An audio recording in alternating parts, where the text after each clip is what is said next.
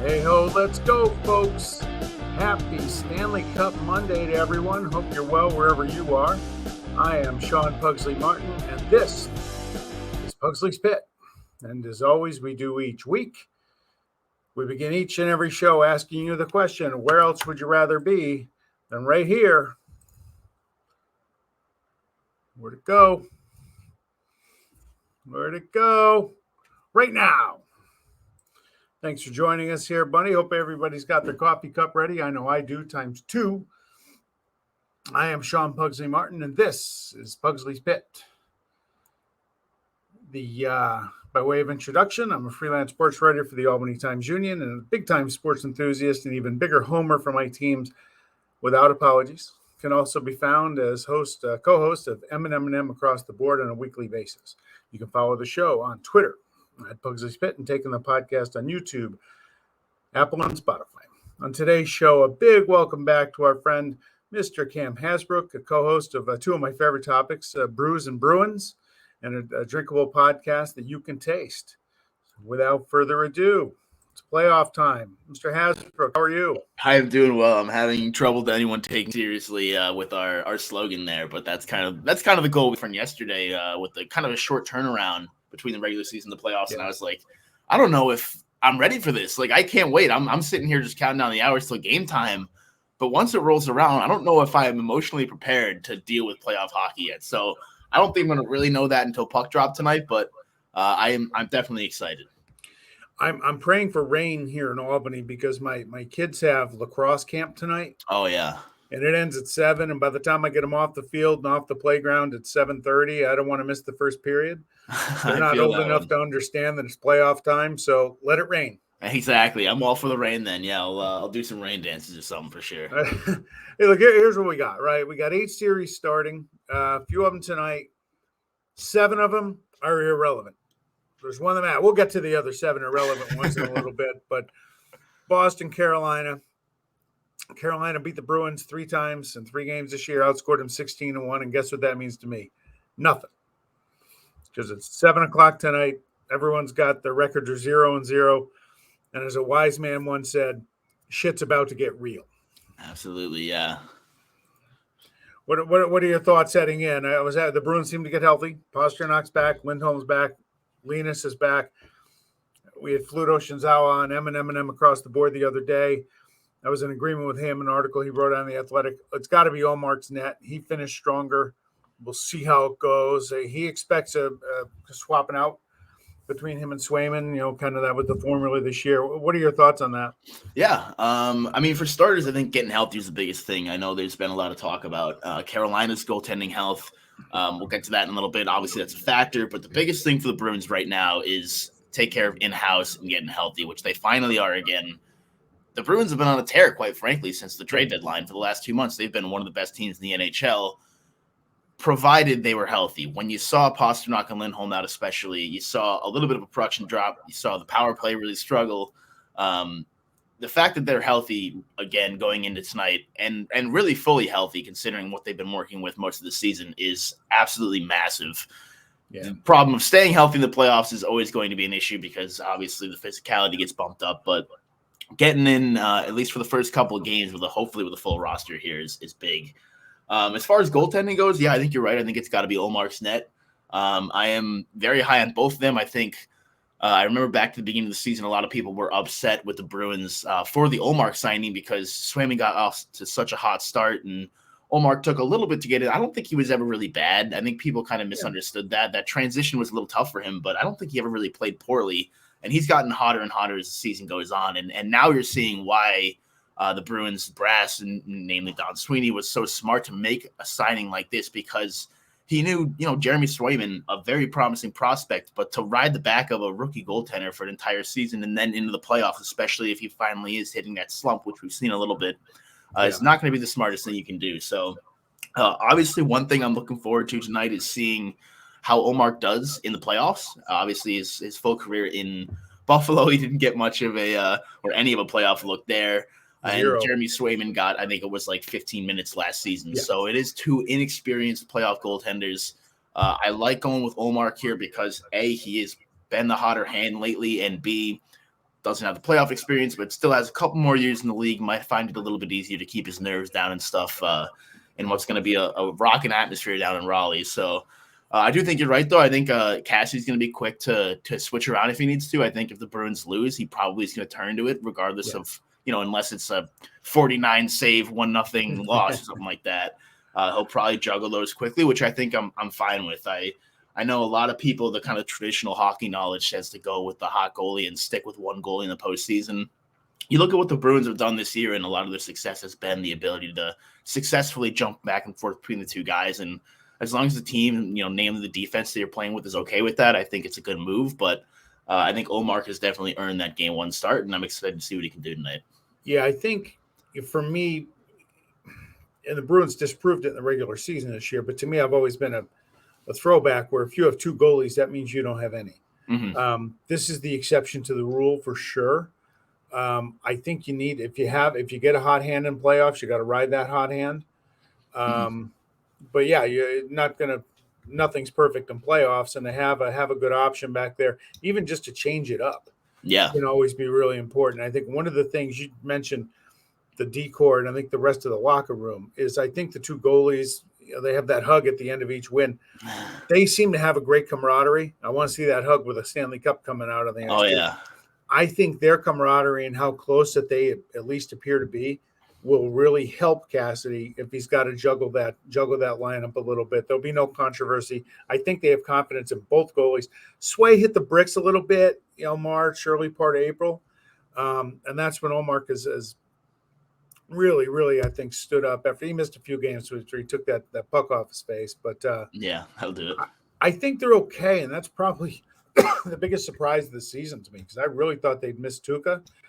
Last time you were on the show, Bergeron had gotten hurt, Marchand was suspended, and Tuukka just gotten hurt again. And I was in tears. Yeah, it was the sky was falling then. I'm happy to see we bounced back a little bit since then, but.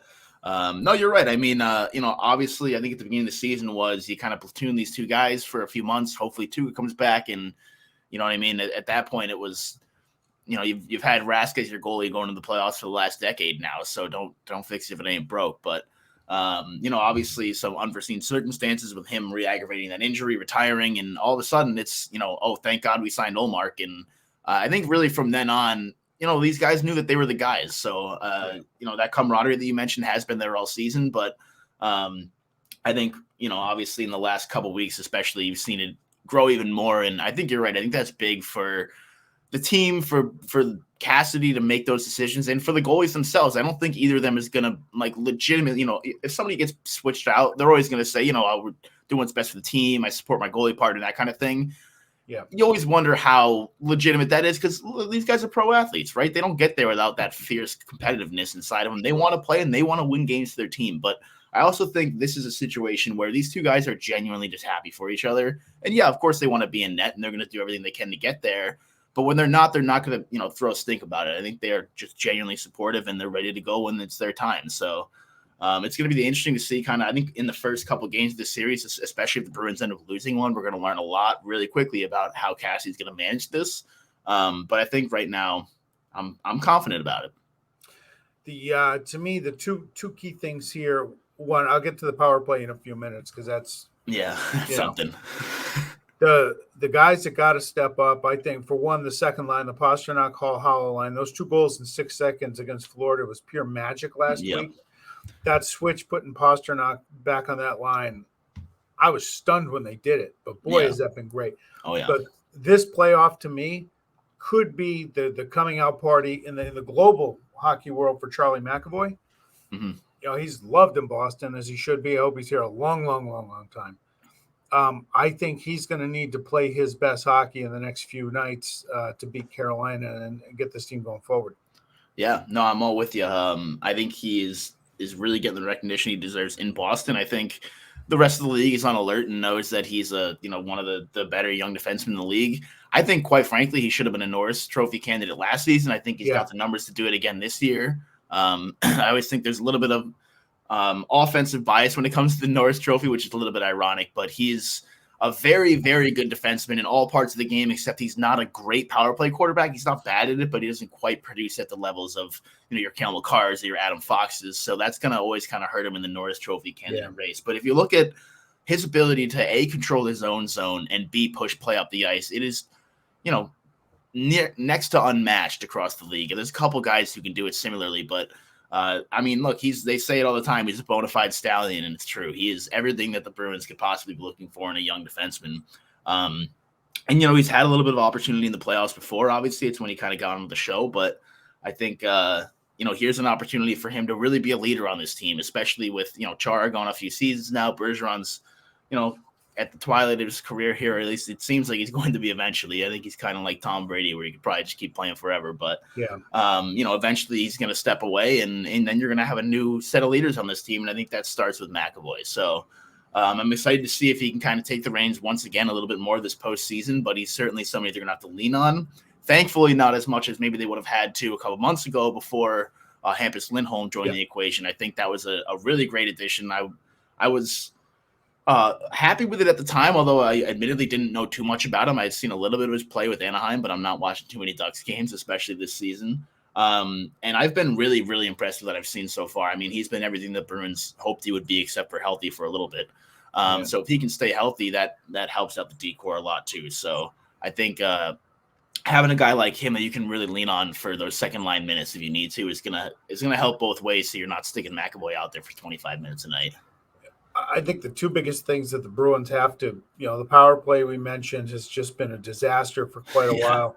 And I'm praying that empty netter that Brad Marchand got the other night might snap him out of his funk. Because that line, they're going to have to lead the way. Mm-hmm. What are your thoughts on the power play and then Marchand? He really struggled the last couple of weeks of the year. Yeah. The power play, it's just kind of one of those things where I don't think it's been quite as bad as the statistics have looked. I think, at some point, once it starts getting to 0 for 25, 0 for 30, you start gripping the sticks a little bit. And, obviously things get a little tougher there. But I think you look at a lot of the chances they've had, and they've been a little snake bitten. They've been a little unlucky, and they've been a little, just unable to finish, which is what happens. The good thing is here, it's the playoffs. You have a clean slate. You're really just trying to dump those other 82 games out. You don't really care where anybody finished in the postseason. It's you versus them. You got 7 games to prove you're the better team. Go ahead and do it. So I think this is an opportunity for them to kind of turn over that stone. I also think, oddly enough, that being in Carolina to start the series is going to help the power play a little bit, because you're not going to have the TD Garden crowd who's restless and knows that you can't score for shit on the power play, besides a couple against Buffalo, which, was nice to break the streak. But I think not having maybe the fans and the tension of that coming down on them the whole time might be nice. And if they can pot 1 or 2 in Carolina on the power play, people are going to forget about that real quick by the time they get back to Boston, especially if it's with a win. So I think having, Pasternak back healthy is huge. It absolutely transforms the power play. So I'm not too worried about that. Granted, you go a game or 2 without netting 1, I'm starting to think about it a little bit more, especially with them coming back to Boston. So I really would like to see them kind of, technically they snap the streak, but really kind of show that it's beyond them in Carolina before they come back. And then, Marchand, I kind of the same thing with him. He's looked pretty good. I don't think he's really ever hit a point where he looked bad. I think he's just been a little bit unlucky. He's still creating opportunities, and he's still playing an extremely good defensive game, which is huge, especially in the playoffs. Him and Bergeron can lock down opponents like nobody else in the league. And with him too, he's a leader on this team, and I think he's going to be one of the first to say, all right, guys, everything that's happened before now does not matter. It's time to go win games right now, and I think he's going to have an extra jump in his steps. So I wouldn't be surprised if he can bury one or, play a big factor in a goal in game 1 or 2. Well, you said use the term gripping his stick. I think that's what he's doing, but the effort's there. He set up a Bergeron goal the other night with a just hell of an effort play behind the net. I think he'll be okay. I think he's just got to get one. That's why I said maybe the empty netter was what he needs. Hey, before we get to predictions, teams that have successful cup runs usually have an unsung hero or two. Is there somebody on the Bruin? To me, I look at Trent Frederick. I love his game. I know Cassidy doesn't always love his game, but he brings a little bit of a bite to the lineup. and you got to have that this time of year. Is there somebody out there? And by the way, I had to offer an apology last week on the show to Jake Debrusk. I think when you and I talked, I would have taken a bag of pucks for him back in January. I know he may not be back, but maybe it's just, Craig Smith didn't work out with Bergeron and Marchand, but Debrusk has.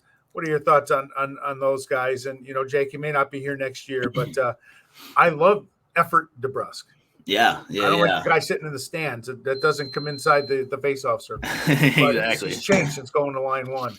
Yeah. As far as Frederick goes, I think I do like what he can bring, but I think Cassidy's going to have a really short leash with him. Yeah. I think any stupid retaliatory penalty, and he's going to be watching the next game from the press box. So I hope he can still play with that edge. I think he might be aware of that, and I think Cassidy's going to make it clear to him, you only get a couple of power play chances, and they're going to keep it even. We can't afford to have you taking a stupid one that they can't not call. So I think as long as he can keep that edge and not, kind of get scared either direction where he's going to, lose the edge, because that's when he plays his best hockey, like Marchand, right, is when he's kind of playing on the line a little bit.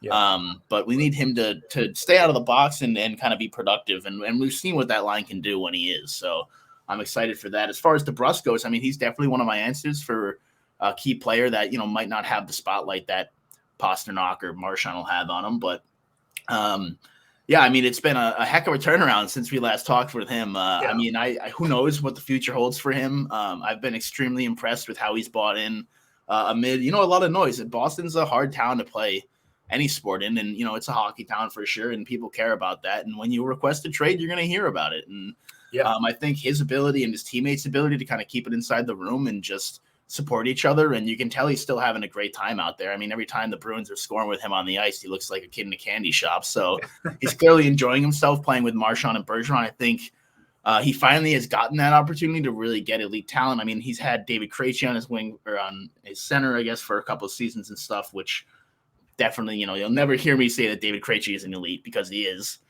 even in the Czech. But I think, him producing and kind of just keeping it up, he's always been a streaky guy. So my thing is, he's been really hot for a couple months now, which is, I think, the best stretch we've seen in his entire career. I don't think anybody's going to really argue that.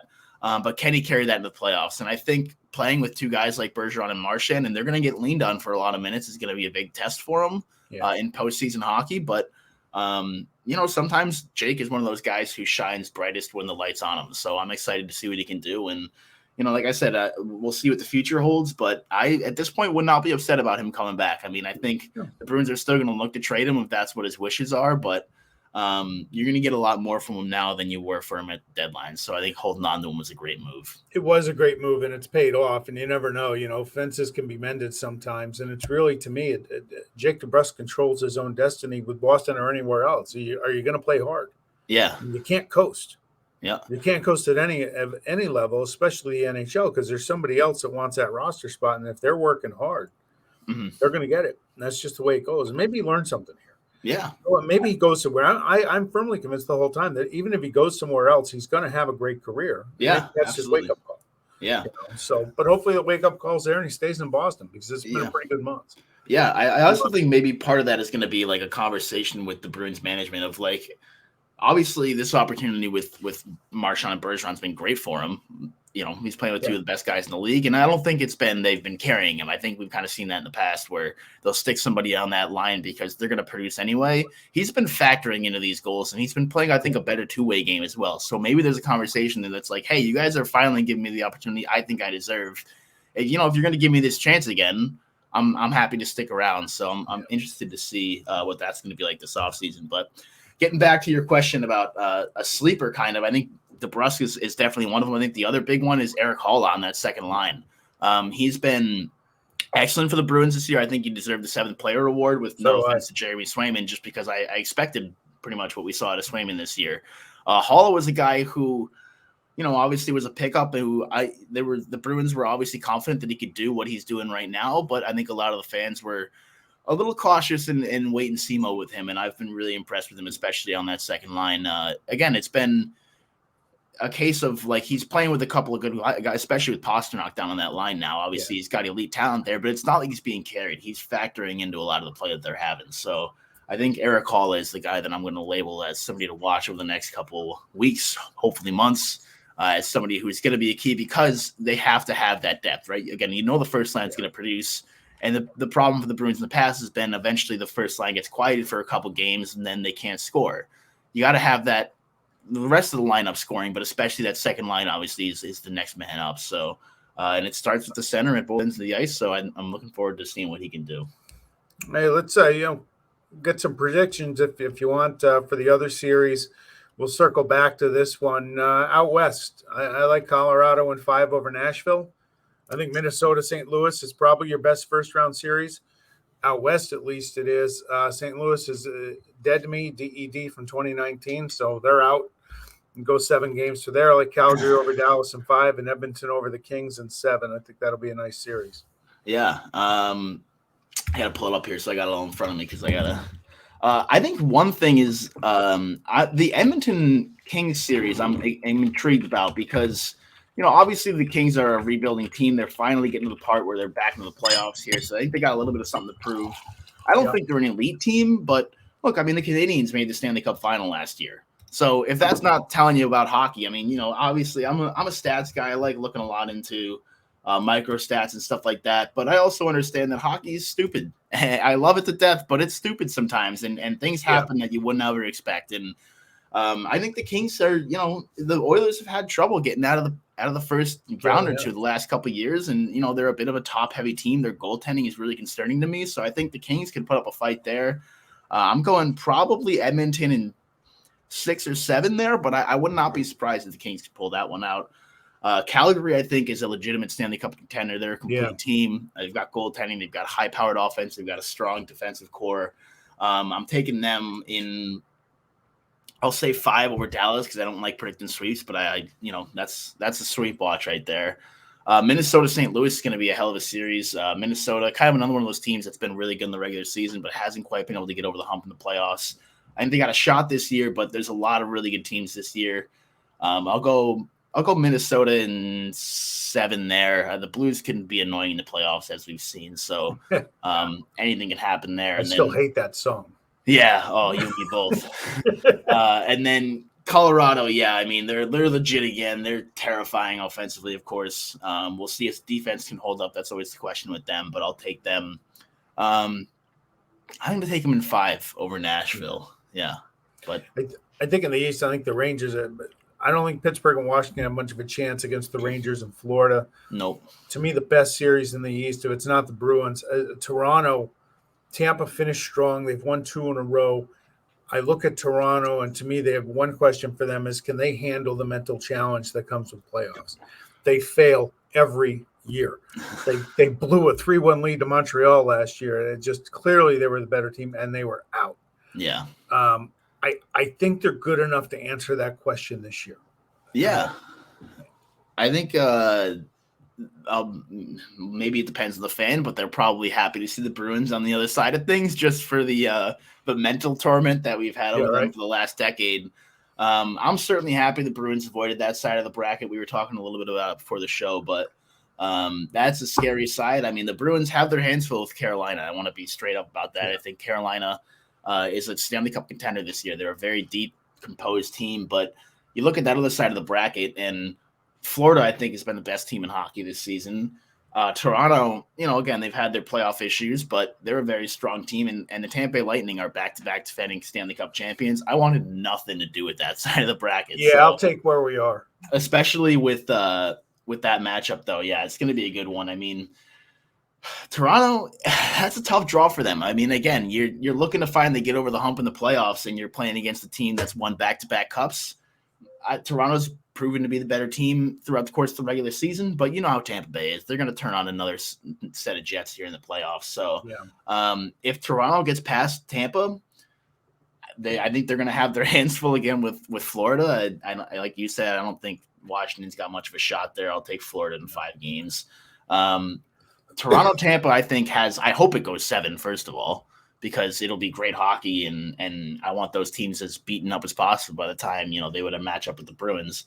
I'm really going back and forth. I'm going to take Tampa again in that. I'm going Tampa in 7. I think Toronto is a very good team. I think if the chips fell a little bit for them and maybe they had an easier road, I'd be taking them to go to maybe a conference final. But I can't, I'm not going to – it's the Tampa Bay Lightning. Obviously, they finished third in the division this year. They've barely got ahead of the Bruins, but – you don't start picking against them until they give them a reason to. So, I mean, I think if they match up with Florida, they'll have a different conversation. But as far as a first round matchup with Toronto goes, I would not want to be in the Leafs shoes right now. Yeah. I don't think seeding matters with a team like Tampa. They're so deep. They're so experienced. They're so good in goal. That said, I think this is the year Toronto gets over that hurdle. They win in Game 7 at home. The fans there wouldn't know what to do with themselves to get out of the first round. But hopefully that happens. Look, they're great fans. And yeah, do I enjoy seeing their spirits get crushed when they play them? Of course. Of course. Yeah. Of course. It's beautiful. I watch the YouTube clips all the time. Boston, Carolina. I say Bruins in 6. Yeah, I'm a homer, but I think the Bruins are good enough. Again, I don't care about the seed. I don't care about the number of regular season points because following the Bruins, they had some dips, and a lot of it did come when they were injured and banged. Look, everyone gets hurt. Okay, it's going to happen. And playoffs are a war of attrition, if nothing else. I think Boston's as good a team as Carolina, and I don't care what the regular season games were because I don't trust the Hurricane goaltending at all. And Freddie Anderson's not even playing tonight. He's out. Ronta gets the net. I'll take my chances with that. Boston in 6. Yeah. I've been weirdly kind of leaning Boston in 6 too, but I think Carolina – this is about as 50-50 as you're going to see for a series for me. This is not the same Carolina team the Bruins played a couple years ago and got through pretty easily. They're an improved team. Even as far as Freddie Anderson goes, I mean, this isn't the guy that they tormented about a decade ago now. This is a guy who is a legitimate Vezina Trophy contender this season. I don't think he's going to win it because Shesterkin's been so good in New York. But, we'll see how that health situation goes with Antti Ranta is going to be, he's a guy who comes over from a long spell in Arizona. So like Ullmark, not a lot of playoff experience there. So it's going to be kind of interesting to see the goaltending on both sides, especially in this early part of the series. And a lot of it, I think, is going to come down to health. Look, even if Frederik Andersen does come back, this is still going to be his first game in, maybe almost a month by then. So getting a cold goalie like that and not getting much ice time and then getting tossed into a playoff atmosphere, especially with the high-powered, potentially high-powered offense that the Bruins have, that's going to be tough. But Carolina has a very good defense to go with it, the best in the league, I believe, this year, and a legitimate high-end offense as well. They've got absolute stars in guys like Sebastian Aho, and they've got a deep lineup as well, which is something that a team like Toronto, I think, doesn't necessarily have. That's really top-heavy, but doesn't quite go top to bottom like Carolina does. So this is, quite frankly, going to be a really good test right off the bat for the Bruins. I think if they can steal a game, you're looking to grab 1 or 2 in Carolina, especially with the goaltending situation that's going on right now. If you can snag game 1, if you can somehow grab 2, obviously you're loving that, but you really want to get 1 of those 2 in Carolina and then bring it back home to Boston and try to take care of business in front of the home crowd. I'm going to go Bruins in 7. I don't know how I feel about though, because I feel like I like them clinching out more on home ice, and I think they might be able to give themselves an opportunity. I'm kind of in a weird boat where I almost think if they can get to 6 and have a chance to clinch the win, but if it goes 7 back to Carolina, they're going to lose. But I'm going to technically go Bruins in 7 just because of how evenly matched these teams are. I don't want to sell Carolina short at all, but goaltending is going to be the biggest factor on their side for sure. I mean, even if Freddie Andersen comes back, he's going to be a little cold, and Ranta is definitely a strong goalie. I think a pretty good backup, probably one of the better backups in the league. Had a really strong season with the Yotes a year or 2 ago. But has had a decent year for Carolina, but again, doesn't quite have that playoff experience, and has been the backup for a potential Vezina Trophy winner. So obviously that's going to hurt any team. Round 2 for me, I'm going to take Colorado. I think Minnesota is going to battle Colorado. It's going to be a war. Calgary and Edmonton, they're going to blow up the province of Alberta. If those 2 teams meet in the playoffs, I'd love to see it. I'm going to stick with the Leafs, take them over Florida, and the Bruins over the Rangers for a couple of reasons. I think the Rangers are a bit overrated. Shesterkin's great in goal. I think the Bruins are better outside of the net. And also to piss off all the Ranger fans that live around me that might watch this and just kind of jab them a little bit that, we'll see you in round 2, and then we're going to run you over like we did a few years ago in 2013. Yeah, I'm going Colorado as well. They look legit. I'm going Calgary for sure. On the East, I really like Florida. I think they've got a legit shot this year, so I'm going to take them. I also think, based on that first round matchup, they are much more likely to get past the Caps than Toronto is to get past Tampa. So 100%. I think as far as just safely betting that, maybe I think the odds of getting there to begin with are better. So I'll take them. And then, I don't want to undersell the Rangers, but I'm looking at the top teams that I think are legitimate Stanley Cup contenders this year, and I'm knocking on wood so it doesn't bite me in the ass. But talking to some friends, I'm like, all right, out of the West, I think Colorado's legit. I think Minnesota's got a decent shot, but I think Calgary and Colorado are the two teams to watch out of the West. Look at the East. I mean, Florida's legit. Tampa's a contender every year. Toronto looks really good this year. The Canes, I think, are legit if they can get past the Bruins. The Bruins are, I don't think, quite at that level, but I think they're capable of going on a run. The Rangers are kind of that top-level team that I'm not really sold on. I think they've been really carried by Igor Shesterkin this year. Obviously, they've got some star power. They've got the Panarins. They've got the Adam Foxes. But something about them I'm just not totally sold on. They could beat the Bruins. Who knows? But I don't think that they're going to be the team out of the East that's really running things this year. So I think whoever gets out of that Bruins-Carolina series is going to take New York down. So I'll go with the Bruins here. All right. Conference finals. I hate to say it. I should mute it. The Bruins, I love them. I don't know if they're a cup final team. Usually they get inconsistent. And I picked Toronto to clear that hurdle. So I'm going to put Toronto in the finals, knowing that they could lose in 5 games to Tampa. I'm going to do it anyway against Colorado. And that's where the dream ends for the Leaf fans. The Colorado's just too tough. I think they're going to raise the chalice at year's end. I like it. I'm hoping to get a Colorado-Calgary matchup in the West because I think that would be an insanely good series. I'm going to go the other way. I'm going to go Calgary. I think they're a little bit deeper. I think Colorado scared me a little bit the last couple of years with, kind of a little bit of a Toronto problem where they just haven't been able to hold up despite being really good in the regular season. So I'm going to go Calgary. I think a lot of people are hot on them. I hope we're not overselling them, but they've been kind of one of those teams, sort of like Minnesota, that's been building there for a while and is finally starting to get to the hump. In the East, I have a hard time picking against the Florida Panthers right now. I'll be honest with you; they are so good, and they've been hot too. I mean, they were on like a 10-game win streak like last week. So any team is that hot going into the playoffs. They're balanced, they're deep. They've got goaltending, they've got a strong defense, they've got a scary offense. I'm going Florida to get through, and then obviously I hope the Bruins get to the Cup final. But I think a matchup like a Florida Calgary would be awesome. I've been going back and raise forth. The Cup finally, our old friend. Yeah. Maybe that would be fitting, right? I've been really juggling this one the last couple of days when I've been trying to I haven't even submitted my official bracket yet because I'm like, I usually get it in quick because I pretty much know what I'm going with. This one's been really hurting me because there's so many good matchups, but I'm gonna go Florida wins it this year over Calgary. I think like I said, they're a deep team. They're a team that's gone wire. I mean, you look at the record and it's kind of silly how few losses they have, but the other thing, like I said, that stands out to me is they've been so hot the last couple of weeks going to the playoffs. And, obviously it's kind of a new leaf you're turning over every time you go into the postseason, but having that momentum always helps. And I think if they can get off to a hot start against Washington, which I think they're certainly capable of, that could get ugly quick. So I'm going Florida. I think the one thing that's going to help both your finals picks is I think they have again, nothing's easy, but I think Florida and Calgary are both going to roll in the first round. Get in, get your business done, get out of there and get your rest because teams that have to go play 7 games, a lot of times it doesn't work out. It worked out for the Bruins back in 2011. You had a 7-game thriller. Miracle run, anxiety level any. I think it took a couple of years off our lives, but right. But we won, so it was worth it. So I got those back. But hey, look, Cam, I really appreciate you jumping on this week, and hopefully we'll see you again. We got a nice long Bruins playoff run here a couple of months, I hope.